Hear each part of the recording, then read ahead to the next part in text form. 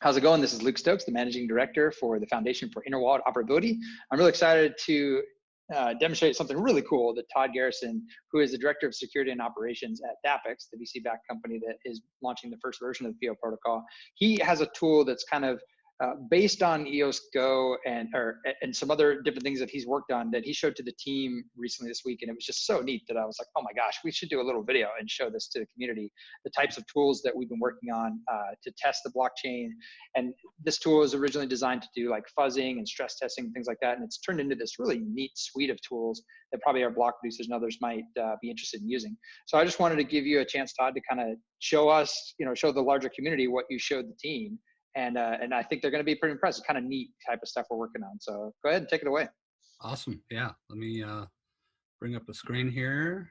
All right. You see that okay? Yeah, looks great. Awesome. So, before I start showing it off too much, give it a little bit of background on what I was trying to do with this tool. I have, I'm pretty new to EOS, and when I was trying to get my head around how we're going to test these contracts, what I'm used to doing is like web attacks and stuff like that. So there's all kinds of great tools out there that can allow you to do stuff, bad data in good places, so but that's a little bit more difficult with a smart contract based system, because you've got to have everything packed and signed. And then once I started working on that, and I think I was doing the same thing everybody does, where you're just building one-off tools for this, and it's just a lot of code and a lot of work every time you want to test something new. And I kind of learned that working with ABI-based protocols has some really interesting things. One of which being that, it's size delimited, or there's a delimiter there, right? So you got a null byte that says, hey, it's the end of this. And then in the contract, it just tries to take that data and stuff it into whatever it's supposed to be. So that opens you up to, type confusion. Well, not necessarily type confusion, but putting values into places that don't make sense. And so as part of that, I started trying to think up of a way to do this. And what this tool ends up being is, it's just a form-based tool that allows you to dynamically build an ABI and mutate it, and then plug in different fuzzing tools. So let's go ahead and get started here. And I'll tell you what I'm going to do, just so it's a little bit higher contrast in the video. Change it over to the light theme. So the main purpose here is, to be able to interact with all these actions in the contracts. Everything else in this is just kind of grown organically to support what I'm doing, like the ability to watch transactions in real time as they're taking place on a dev node and be able to see what's happening there, that sort of thing. Helpers for looking up account information, stuff like this, looking up by a domain or a private key, stuff that you find yourself when you're hacking on things need to do, but you'd never want that in a wallet, a private key lookup kind of thing. Can be pasting those anywhere. Ability to quickly look at ABIs, readability of JSON. So I convert this to YAML, but it's still there. To look at just the tables, just to be able to browse them and see what's going on in the tables is super useful too, when you're trying to figure out, hey, did something work? Did it not work? What's going on here? The push action editor I'll come back to in a sec here. And then, it queries the node for all the available endpoints, and, and then gives me a list of all this stuff. And actually,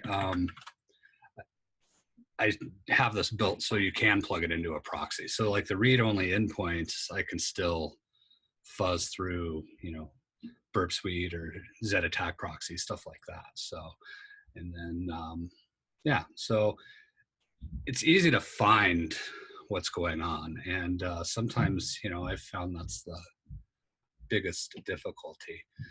Then, you know, a little utility to generate keys and the like. As you're going along, it's just nice to have something. And then some stuff from multi-sig.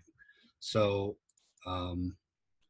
it's not a full-featured multi-sig tool. It just handles the basic cases. But when you're testing stuff and you want to do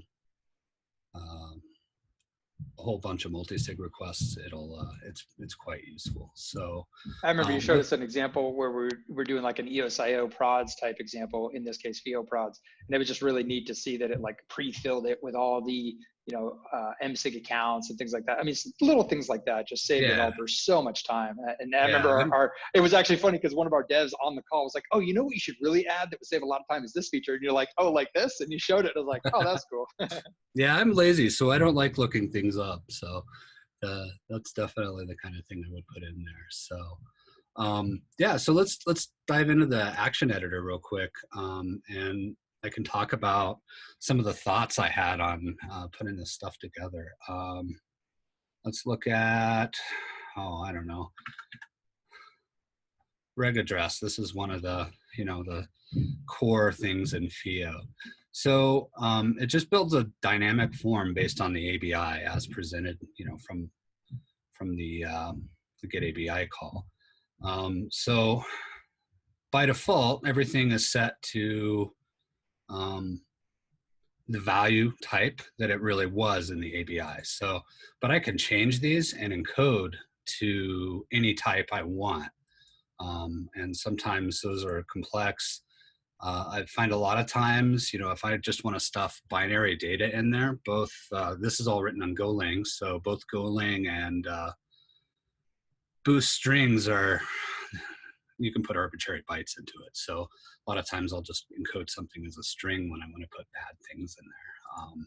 And that works the best for a lot of things. And then the middle field works on like, so this is kind of like what mutation it's going to do to the request.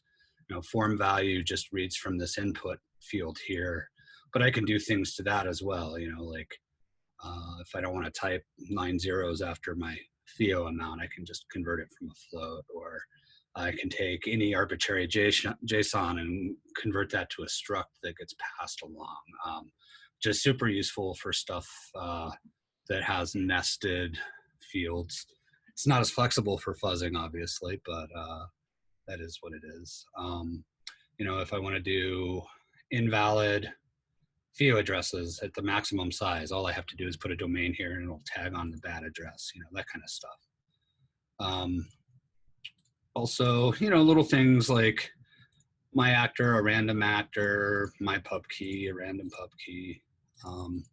And then we get into the more interesting fuzzers down lower here. The FIO types, you know, we've got a lot of custom types, and a lot of times, you know, it's like, how am I going to test maxing out the size in all fields and make sure that things work right? So a lot of this stuff does that, right? You know, like vote producer. Hey, what happens when I vote for 30 producers that have, you know, a 64 character FIO address, that sort of thing. So then numbers, you know, WASM, you could still get integer overflows and stuff like that. So a lot of this has been really useful. You know, what happens when I overflow an int32? You know, that kind of question. So, or, you know, mixed random numbers, which giant floats, little floats, negative numbers, everything. So, just you know, basic fuzzing stuff for numbers. And then we get into the byte stuff, you know, basic overflow type stuff, just random data, which is useful for ensuring that transactions are unique. I see you've even got cross-site scripting attacks in there. That's kind of cool. And I remember the zlib bomb. That was some stuff you found early on. They were like, hey, this could be a problem for our chain. We got to talk about this a bit. And I noticed here you've got also the loop option where you could actually send multiple requests and loop. I mean, this was definitely a dangerous tool in the hands of the wrong people. Hopefully, though, we've locked this thing down pretty securely as far as our fee structure and how we put limits on the different accounts as far as their CPU bandwidth and that type of thing.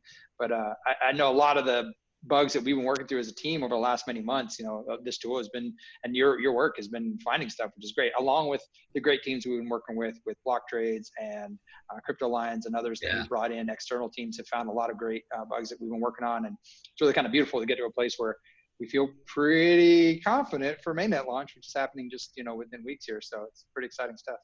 Yeah, and it's been a great validation too. Using this, I've found just so much stuff, but a lot of the stuff they find, I had identical findings, and it's a good validation to have that kind of feedback come in as well. So it's been fun, that's for sure. So, but yeah, there's different encoders here, and then some of them get different lengths. So you want to stuff a WASM NOP sled in and compress it with zlib for 4 megs of data. You can try. It used to work. Yeah, we actually, over the months that we've been working on this, I can remember there are times where we actually had an issue with our testnet where somebody, they were able to stuff a bunch of stuff in there and it got around. They were able to deploy a contract which shouldn't have been allowed, and they were able to basically call an arbitrary action to dump a bunch of stuff in the chain. And one of the challenges of blockchain development, as most people watching this will know, is that you can't just push out an update and fix things. Like you have to almost get it right in the beginning. And anytime you have to do a major change, a hard fork is a serious thing. And in some cases, when when somebody's injected a bunch of bad data in the block log or in the state file, it's like certain things are just not easy to recover from at all without some serious hard fork surgery. And so I just wanted to give you a moment, Todd, to kind of share tools like this, stuff you've been working on, just kind of give a little bit of the backstory of the Dapix team and everything you all have been working on. I think, there's so much of that story to tell that we haven't really had a chance to yet. And when I saw this tool, I was like, oh man, let's at least get started with that story, because you guys have been doing great work, working really hard to secure this protocol. And, with the foundation and everything, we're super excited about it. I appreciate that you recognize it. It's awesome, man. Awesome. Very cool. Any other last things you want to show or demonstrate? Yeah, I could just throw a quick attack at it. Down here I've got, you mentioned that I can loop. I can actually give it high thread count and do some serious damage. Popped up over here. So see, so 272 requests just since I hit that. But here's an example of throwing format string attacks and stuff. This may not affect the contract, but it might affect a logging plugin or something like that. So it's always good to check for this stuff. So, but yeah, that's that is the main point of this whole tool, is just to put bad data in good places. So thanks for your time today, Luke. Absolutely. Thank you, Todd. I really appreciate it. It's an exciting time. If you are looking to get involved in an EOS.io chain, definitely come check us out, FIO Protocol.io.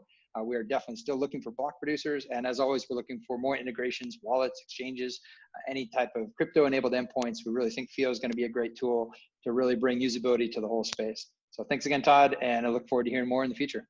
All right. Thank you, Luke.